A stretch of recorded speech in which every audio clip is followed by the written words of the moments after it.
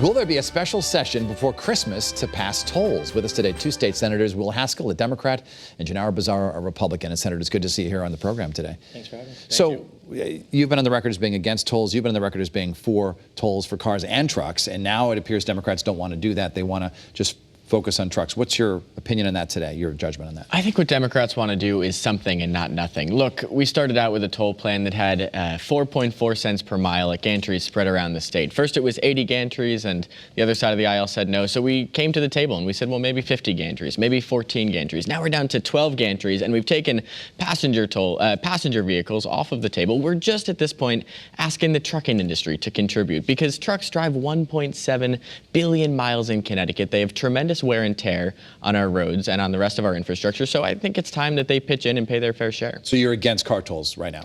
I still support it, but I'm coming to the table in the spirit of compromise and saying, let's make sure we can get something done, even if it's just truck tolling. Senator Bizzarro, we've had some other Republicans on here who don't necessarily believe Democrats. They say if we put in these gantries for trucks, they will one day go to cars. Do you share that opinion? And I think that's the starting point, Dennis. I mean, nobody believes that if implemented, these tolls are going to be limited to trucks only, because quite frankly, it won't generate the revenue needed to fund some of the infrastructure projects that we want to undertake. Now, how do I know that? Because Governor Lamont said so.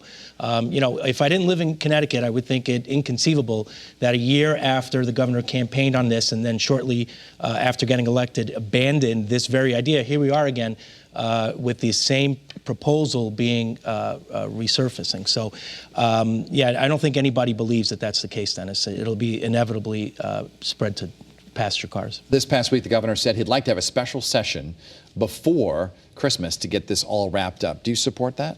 I would love to deliver for my constituents sometime before the new year. Look, I've been pushing for a major transportation overhaul since my very first days in the Senate. I keep on my desk a timetable from Metro North that shows that our trains from my community into New York have gotten slower since the 1950s, not faster. We're moving in the wrong direction. And one truck fully loaded at the federal maximum weight limit does the equivalent damage of 9,600 cars. So it's really a question that's, I think, going to come before my colleagues. Do we want to put Connecticut taxpayers first and ask them to pick up the tab, or do we want to do what every other state around us is already doing, which is asking the trucking industry to pay their fair share? Your leader in the Senate, Len has said that he would like to dip into the rainy day fund to pay for repairs to transportation and improvements to the infrastructure. Do you support that?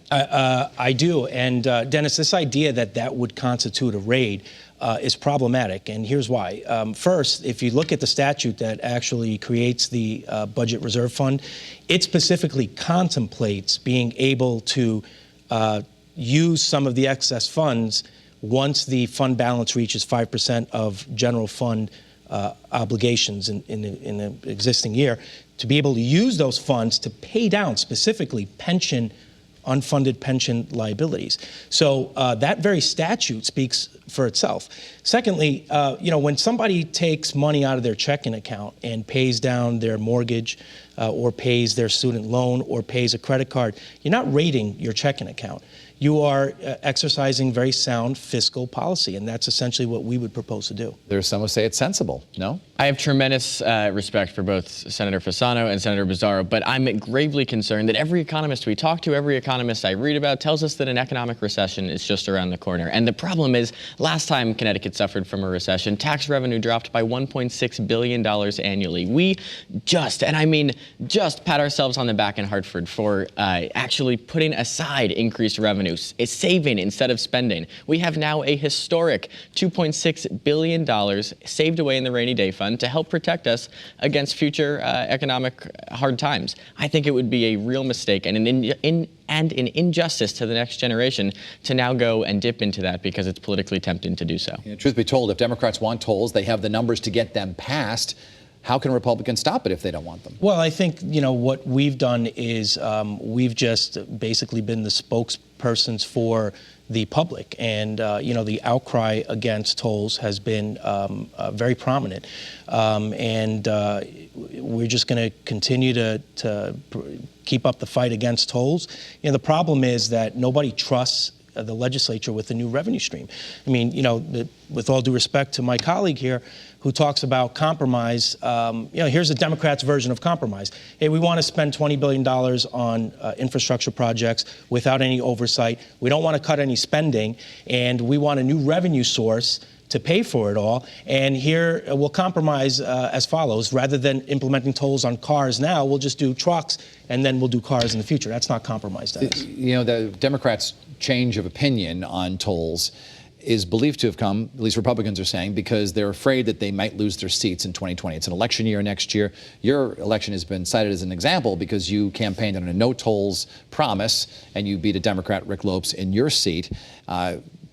Kathy Osten, state senator, lost her first selectman seat in Sprague. The anti-toll people came after her. Are you worried that by supporting tolls, and you say you support car tolls as well, that you might be risking re-election next November? Dennis, it's just the opposite. What I think is too risky and ultimately a dereliction of my duty in Hartford is to not deliver real overhauls in our transportation system for my constituents. I spend a lot of time at the train stations a few times every month in the morning talking to commuters. They're frustrated that on the busiest commuter rail line in the country, the train is getting slower. They don't have Wi-Fi. They don't even have cell service, so they can't commute efficiently. What this plan puts forward, Connecticut 2030, and I hope everybody watching today actually visits Connecticut2030.com to learn more. It promises a $5 billion commitment into this rail line. And, a lot of people say $21 billion is a lot to spend to shave a few minutes off of the commute, but this plan is going to take 15 minutes off of the travel time between Bridgeport and the New York border. That adds up to 147 hours a year. 6 days, almost a week, that we are giving back to my constituents who sit in traffic every day. But why the sudden change in the House? Because Democrats were gung-ho about tolls on cars last year, and now they're against it. I think it's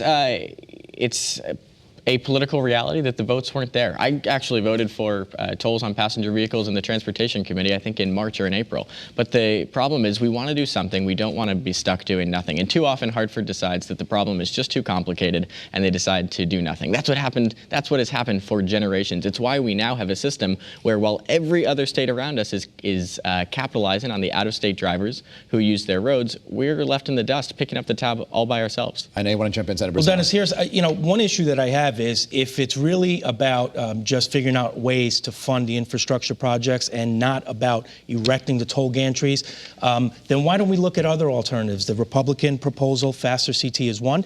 Here's another one. Trucks already do contribute to the costs of road maintenance and repair through IFTA, the International Fuel Tax Agreement. And they're already contributing. It's a way for states to share in the gross sales tax receipts from fuel. The infrastructure is already in place. The truckers already logged their miles. Why can't we look at a way to use that as the basis for raising revenue if, in fact, we want to limit it to truckers? And I'll give you the final word. So, tolls, is that a deal breaker for some voters, you think? Absolutely.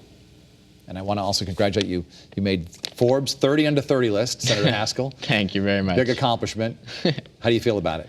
I'm tremendously grateful for the opportunity to work on these issues. Obviously, it's about more than one state Senate seat, and I'm grateful for the recognition from Forbes, but I think there's a generation of young people out there who are rolling up their sleeves and just trying to make their community a little bit better. I'm proud to be a part of that generation. 30 under 30. Congratulations. I know Senator Bizzarro and I have a few more years to qualify, right? Thank you, gentlemen, for being on. We'll see you again soon. When we come back, which destination should Bradley Airport add to its itineraries? We welcome your comments on social media right now. I'm on Instagram, Facebook, and Twitter.